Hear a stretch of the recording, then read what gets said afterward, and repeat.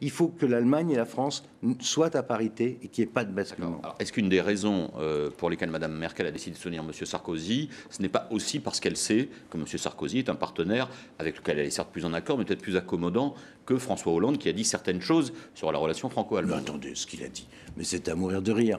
Alors, quand il dit avec ses petits bras, j'ai négocié le traité, mais attendez, ça fait rigoler tout le monde. Tous ceux qui ont un peu négocié en Europe, quand vous avez un traité qui est là, qui a été extraordinairement construit, que vous allez dire je casse tout, on recommence tout. Il fait comment?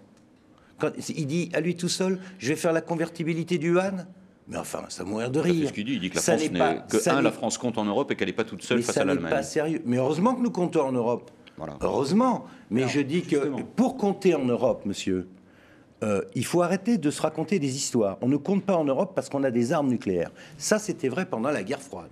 Pendant la guerre froide, on échangeait notre seniorité, notre virilité nucléaire en échange de l'avantage économique allemand.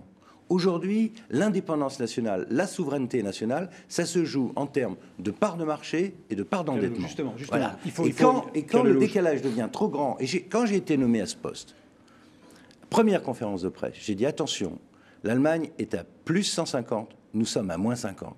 10 points d'écart, 200 milliards d'écart, 10 points de PIB, c'est pas bon pour l'équilibre européen. J'étais le premier à le dire, vous m'entendez? Comme membre du gouvernement, pas comme membre de l'opposition. Pourquoi? Parce que l'Europe a besoin d'une parité entre la France et l'Allemagne. Et donc, non, nous sommes à un moment extrêmement sérieux de l'avenir de notre pays et de l'avenir de l'Europe. Si la France recommande avec ses démons du passé, en se racontant des histoires, c'est la faute aux autres, c'est la faute à la mondialisation, et nous, on va continuer à dépenser et ajouter au déficit, alors là, oui, il y a de quoi s'inquiéter sur l'avenir de l'Europe.